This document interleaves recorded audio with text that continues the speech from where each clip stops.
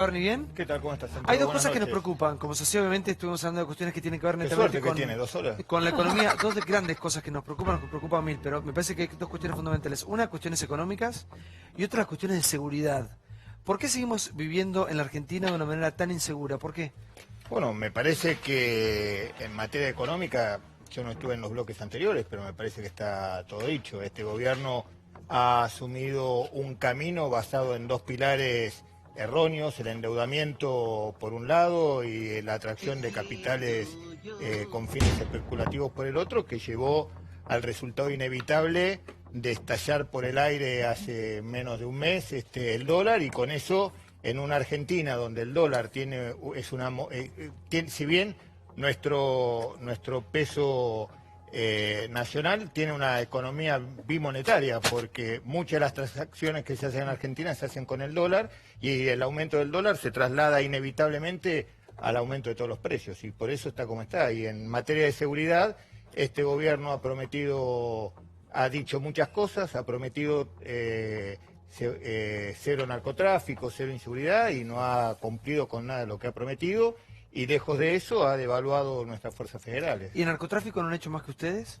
¿Cómo, perdón? ¿En la lucha contra el narcotráfico no han hecho más que ustedes? Mire, no sé qué es hacer más que nosotros. Lo que yo le digo es que desde que asumió el gobierno hasta ahora no ha cumplido nada de lo que había prometido. Fíjese que nos venían diciendo que el problema del narcotráfico era que la Argentina, por ejemplo, no tenía una ley de derribos, y que cuando Macri fuera presidente lo único que iba a parar el narcotráfico era la ley de derribos. Creo que lo único que hizo de lo que prometió en campaña fue firmar la ley de derribos. Yo le hago una pregunta: ¿cuántos aviones derribaron? No sé, ninguno. Ninguno.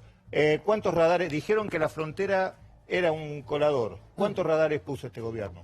Radarizaron la frontera, pero lo que pasa es que son radares... ¿Cuántos pusieron? No sé la cantidad. ¿Cuáles? ¿Dónde? Si me deja, le digo lo que sé, no, Sí. no sé todo lo que usted me está preguntando. Pero escuché a un funcionario decir que habían radarizado la frontera, pero con la particularidad de que las avionetas que llevaban las drogas requerían unos radares de una altura menor que las que tenían, y que tenían como que hacer una inversión mayor y de unos radares diferentes, pero que sí se habían hecho los radares de los aviones que dan una altura promedio. ¿Cómo? ¿Qué le hizo este gobierno? Sí. Error, este gobierno no puso un solo radar. Bueno, puede ser es más, que haya este dicho gobierno, todo lo que escuché de un funcionario. este gobierno desarmó el proyecto de radarización que se venía gestando en la Argentina a través del INVAP, con una inversión millonaria, porque digamos que no solamente se desmanteló la generación de satélites, se desmanteló nuestro plan nuclear, como está pasando ahora. Usted sabe que se acaba de anunciar el Sergio, desmantelamiento. yo trabajo en el tema y lo conozco. ¿De cuál? Desmiento lo que estás diciendo, cuál? pero no quiero decir que esté funcionando bien. La Argentina tiene una escasez de recursos tecnológicos Perdón, tremendo. ¿cuál? O sea, Decime qué en radar. primer lugar, los radares del norte y el plan de ¿Cuál? todo lo que... Un momento, pará, no me digas así porque así es agresivo.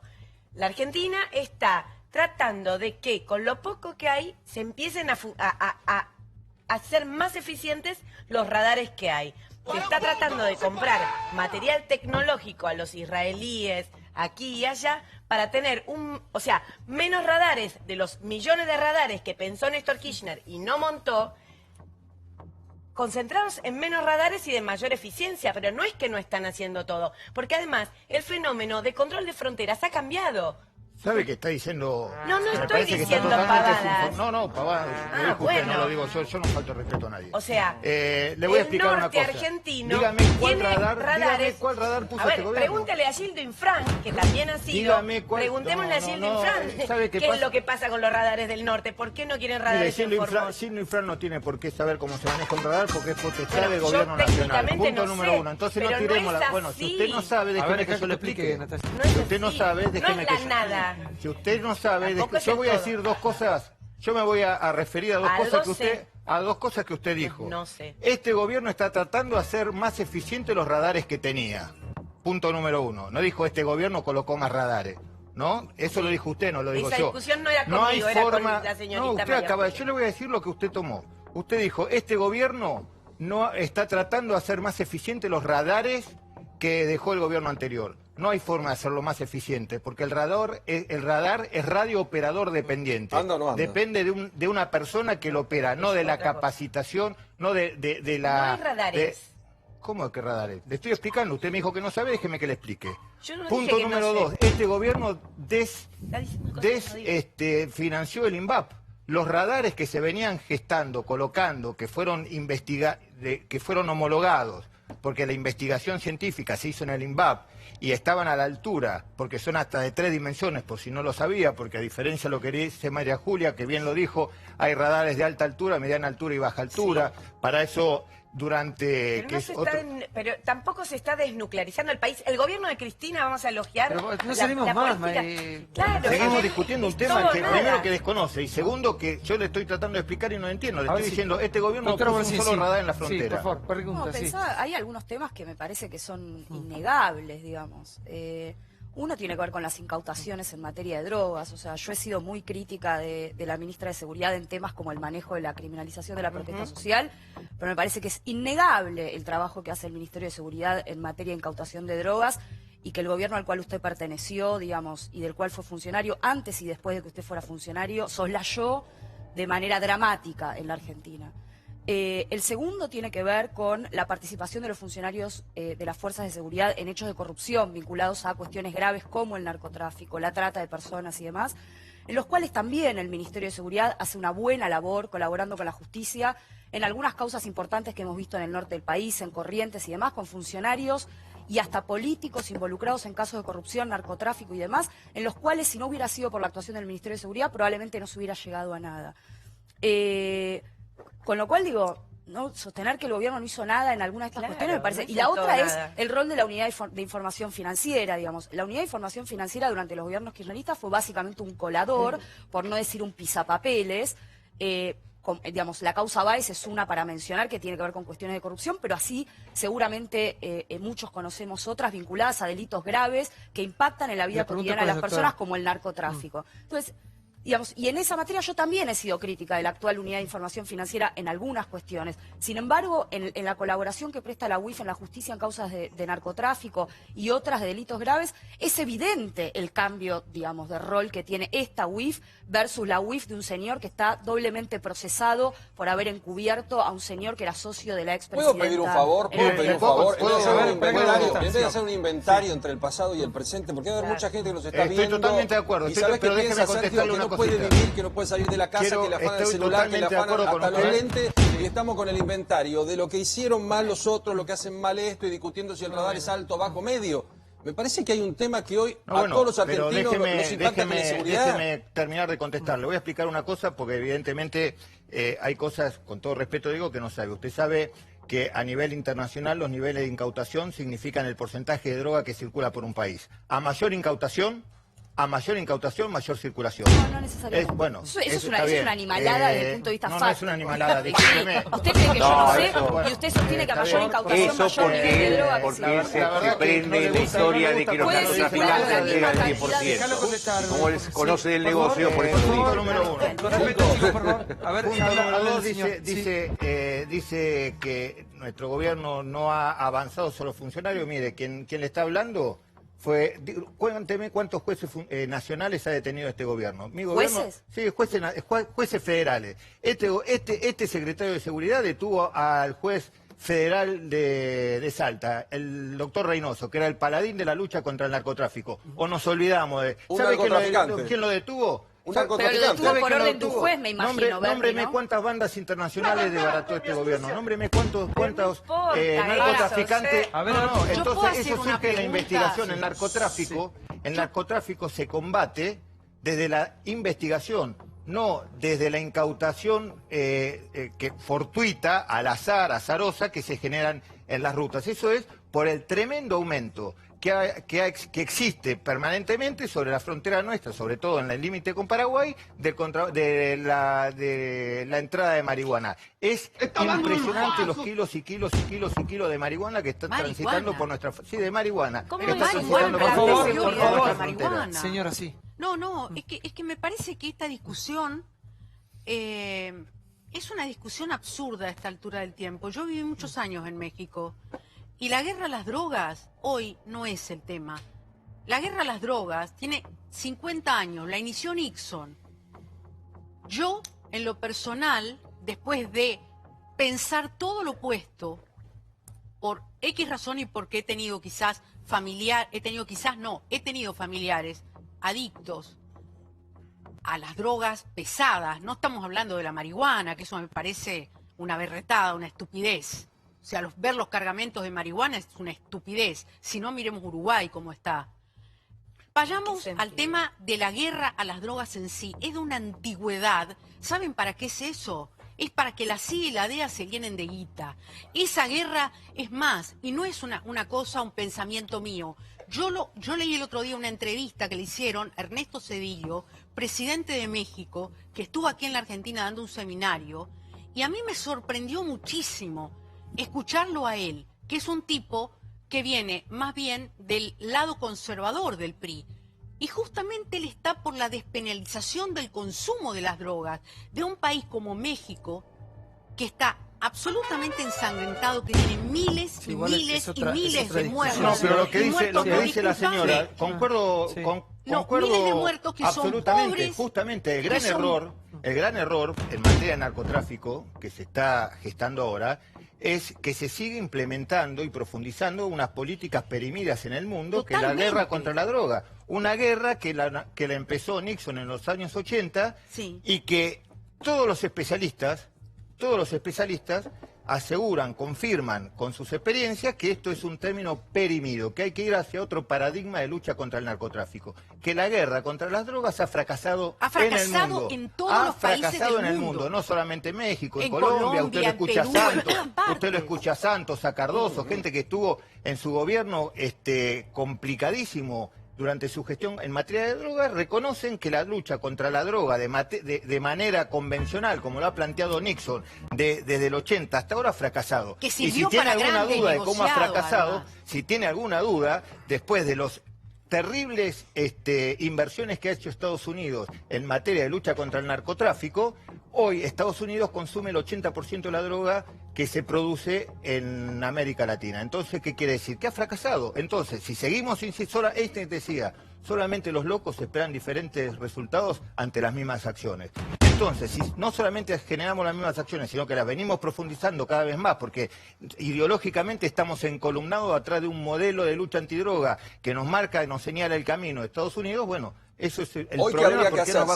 ¿Qué habría que hacer? Yo no tengo ninguna duda que, como dice la señora, la lucha convencional contra la droga ha fracasado. Lo que sí yo tengo que disentir de la señora en dos cosas. Una cosa es la lucha contra la droga o el narcotráfico y el problema de la adicción. El problema de la adicción es un problema de salud pública. Es un problema claramente de salud pública.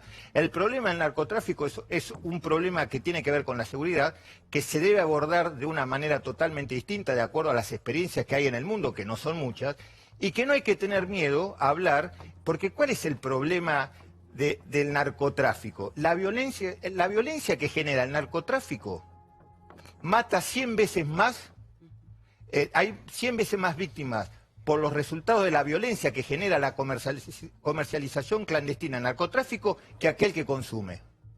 ¿No es cierto? Entonces hay que separar muy claramente eso y no hay que tener miedo a comenzar, así como en la Argentina hemos empezado a transitar un camino de debate sobre la despenalización del aborto. Es hora de empezar a plantearse nuevas metodologías y nuevas formas de encarar el problema del narcotráfico. La idea del ejército que plantea un minuto. Porque acá una cosa es la lucha contra el narcotráfico y otra cosa es la connivencia del Estado con el narcotráfico. Son dos cosas distintas. Claro, para financiar campañas o lo que sea, que son dos cosas completamente distintas. Sí, por favor, Claudio. Dos cosas, coronel. La ¿Qué primera, tal? Buenas noches. Teniente coronel. Discúlpeme, lo rebajé. Teniente coronel. ¿Lo ascendieron? Sí, lo ascendieron, tiene razón. Es teniente coronel. No, bueno, la primera, por las noticias del día, quería preguntarle muy brevemente, cuando usted se ha citado seguramente por la justicia, por el tema de la muerte de Nisman, el posible encubrimiento del asesinato, cómo se prepara para esa indagatoria. Y lo segundo y más importante de todo, la seguridad pública. Usted trabajó mucho y seguramente más que unos cuantos sobre el tema de tratar de frenar la ola de violencia, sobre todo en el conurbano. ¿Cómo lo ve ahora? ¿Qué consejos podría dar? Bueno, primero le agradezco que me anticipe claramente lo que va a pasar en la justicia, porque yo hasta ahora no he sido citado y si usted me pregunta qué es lo que le voy a decir, voy a seguir diciendo exactamente lo mismo que dije a las 24 horas que me llamaron a declarar como testigo. Y no ha variado en nada. Es más, todo aquello que dije desde el primer día, el transcurrir del tiempo me fue dando la razón. Me acuerdo que el señor Levina me había acusado hasta que había salido con valijas de la casa del doctor Nisman. Obviamente, primero decían que había salido con valijas, después que había entrado al baño, después que había cambiado la escena del crimen, después que había sido el primero de llegar. Ya todo el mundo sabe que no fui el último en llegar, que no salí con ninguna valija, que estuve en el lugar, lo dijo la fiscal, que mi accionar ahí mi accionar ahí fue totalmente correcto, que no hice más que tener que actuar como médico, porque a la hora de que llegó la fiscal, el médico que había ido a ver al doctor Nisman no quiso dejar un certificado, por lo tanto... ¿Por qué fue usted? ¿En calidad de qué? Mire, la verdad que... Por suerte hoy me están preguntando por qué fui. Yo le puedo asegurar que si no hubiera ido, la pregunta era por qué no había ido. No tenga ninguna... Porque era el secretario de Seguridad y así como fui yo, inclusive la actual ministra de Seguridad también fue. No pudo es cierto que usted iba a todo. Eso tenemos que recordarlo. Iba a todo lo que había y iba a ver. No tenga ningún... Primero que era el secretario... Está bien, pero ¿le sorprende, Bernie, a usted que ahora se diga que fue un asesinato cuando tengo acá su primera declaración, 19 de enero de 2015, diciendo todos los caminos conducen al suicidio? ¿Qué dice? ¿Yo confirmo que es un suicidio? No, usted dice todos los caminos, por eso le pregunto todos los caminos, ¿por qué? Perdón, esa declaración fue menos de en las primeras horas. ¿No fue imprudente? ¿Cuándo? ¿Cómo? ¿No fue imprudente? No, porque yo digo, todos los caminos, yo no dije fue un suicidio. Si usted sabe lo que significa el uso del verbo potencial en el periodismo. Todos los caminos. ¿Y por qué le voy a decir todos los caminos? Porque las primeras horas de la madrugada, cuando cortejamos, primero que teníamos al doctor Nisman, estaba el arma y estaba la munición. Y lo que faltaba era saber de quién era la pistola.